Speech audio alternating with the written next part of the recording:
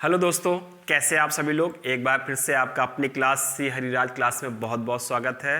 मित्रों, अभी हम लोग पढ़ रहे हैं बौद्ध धर्म, तो उसी प्रक्रिया को आगे बढ़ाते हुए आज हम लोग बौद्ध धर्म के अंतर्गत पढ़ेंगे चैत्य और बिहार, और इसके साथ साथ स्तूप के विषय में पढ़ेंगे। ठीक है, तो आइए चलते हैं।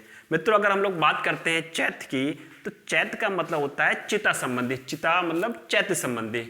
इसका मतलब ये होता था कि जब शवदाह के मतलब शवदाह होता था, जो शव होता था उसको जब जला देते थे तो उसे शवदाह कहा जाता था।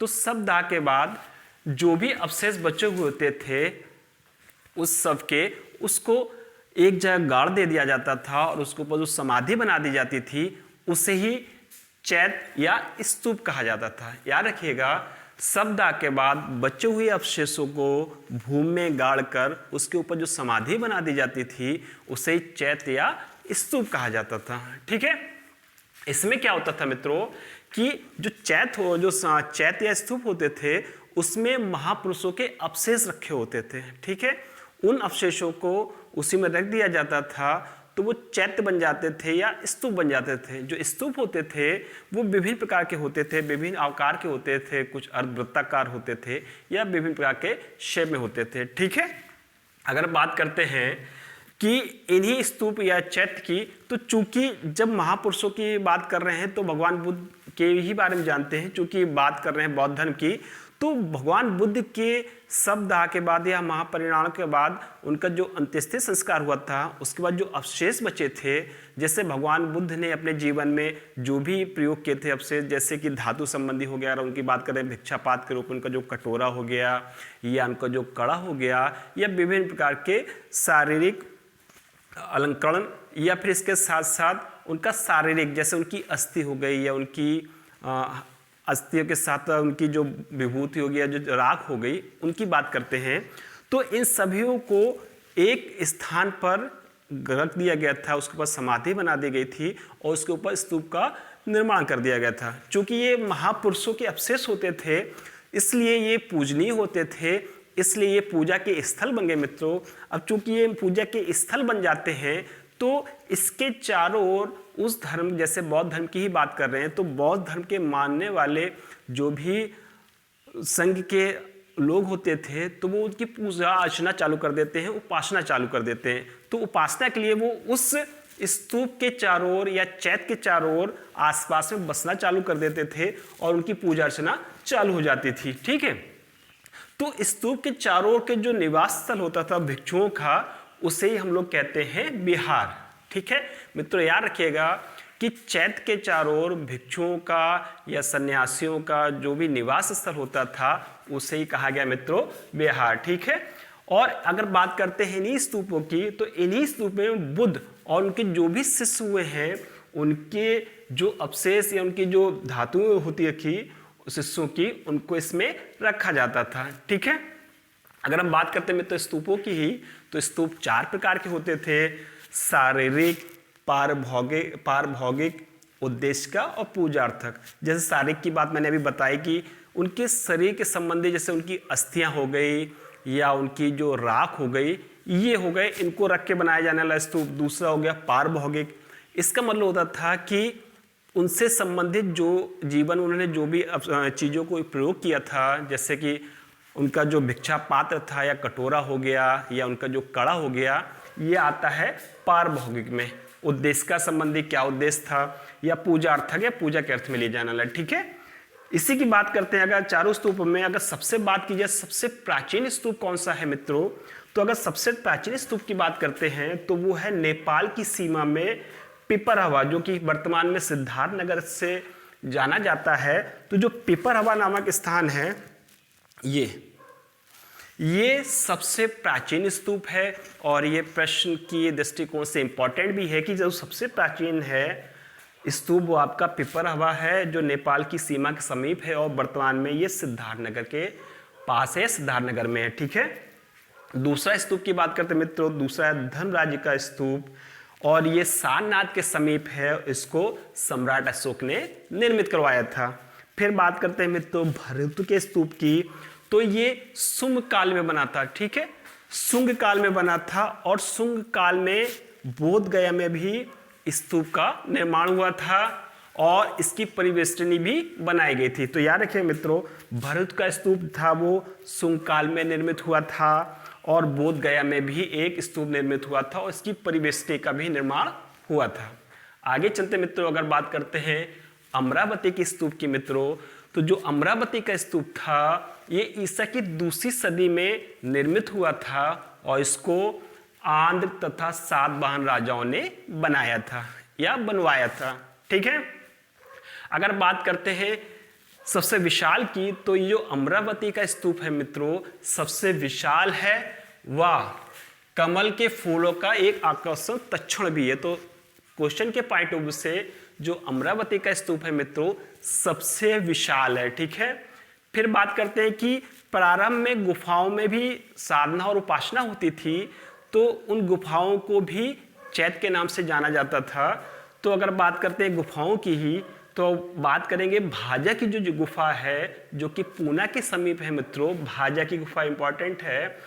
इसमें जो था चैत्य सदन था और गुफा दोनों थी और ये सबसे ज़्यादा प्राचीन है। याद रखिएगा मित्रों, सर्वाधिक प्राचीन है। ठीक है, भाजा की गुफा है वो सबसे प्राचीन गुफा है या चैत्य सदन है, इसमें दोनों चीज़ें मिलती हैं। ठीक है, अब बात करते हैं मित्रों अजंता की गुफा की। तो जो अजंता की गुफा है वो जैसा कि मैंने बताया था कि दो संप्रदायों में बंट गया था, बौद्ध धर्म, हीनयान और महायान। तो मित्रों जो अजंता की गुफा है वो हीनयान संप्रदाय से संबंधित है। ठीक है मित्रों, आगे बात करते हैं सांची के स्तूप की। चूंकि आप लोग जानते होंगे जो सांची का स्तूप है वो अशोक द्वारा निर्मित कराया गया था और इसमें बुद्ध के धातु हैं, जो धातु थे अवशेष, उनको उसमें रखा गया है। ठीक है, आगे बात करते हैं बोरोबुदुर का स्तूप। मित्रों ये बोरोबुदुर का स्तूप है, ये विश्व का सबसे विशाल स्तूप है। याद रखिएगा, विश्व का सबसे विशाल स्तूप बोरोबुदुर का स्तूप है और इसको जो निर्मित कराया था सेलेन राजाओं ने या शासकों ने निर्मित कराया था और ये इंडोनेशिया में आता है, जावा स्थान, यहाँ पर जावा में निर्मित कराया गया था। ठीक है, याद रखिएगा कि विश्व का सबसे बड़ा जो स्तूप है वो बोरोबुदुर का स्तूप है और इसको सेलेन शासकों ने निर्मित कराया था और ये जावा इंडोनेशिया में स्थित है। ठीक है, अगर बात करते हैं बुद्ध के अस्थि अवशेषों पर भट्टी, जो कि दक्षिण भारत में जो स्थान है भट्टी मित्रों, ये दक्षिण भारत में स्थित है। ये भारत का सबसे प्राचीनतम स्तूप है और इस प्राचीनतम स्तूप को महास्तूप की संज्ञा दी गई है। ठीक है, या महानतम स्तूप की संज्ञा दी गई है। ये प्राचीनतम स्तूप है, सबसे प्राचीन नहीं है, ये प्राचीनतम है, मतलब बहुत पुराना है और इस स्तूप को ही महास्तूप की संज्ञा दी गई है।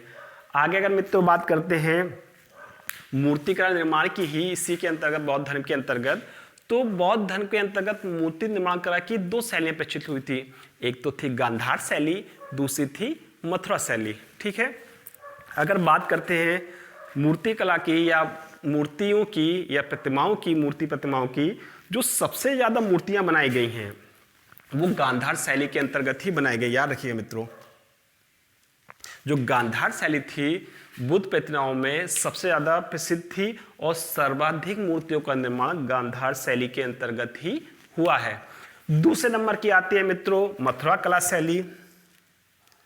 और संभवतः भारत में जो बौद्ध धर्म की मूर्तियां बननी प्रारंभ हुई थी, जो सर्वप्रथम जो मूर्ति बनाई गई थी वो संभवतः मथुरा कला शैली के अंतर्गत ही बनाई गई थी। ठीक है, अगर बात करते हैं मूर्तियों की ही, तो भगवान बुद्ध की एक बहुत ही प्रसिद्ध मूर्ति है भूमि स्पर्श की मूर्ति, मतलब उसमें भूमि को स्पर्श करते हुए दिखाया गया भगवान बुद्ध को, और ये सारनाथ की है। ठीक है, याद रखिएगा भूमि स्पर्श की मूर्ति ये सारनाथ की है और ये गुप्त काल से संबंधित है। याद रखियो, ये भी इंपॉर्टेंट है, ये गुप्त काल से संबंधित है। ठीक है, जो ये मूर्ति है वो प्रदर्शित करती है तब की शुचिता को और निरंतरता से संबंधित रखती है। ठीक है, ये तब की शुचिता को प्रदर्शित करती है और इसके साथ साथ मित्रों निरंतरता से संबंध रखती है, उसको इंगित करती है।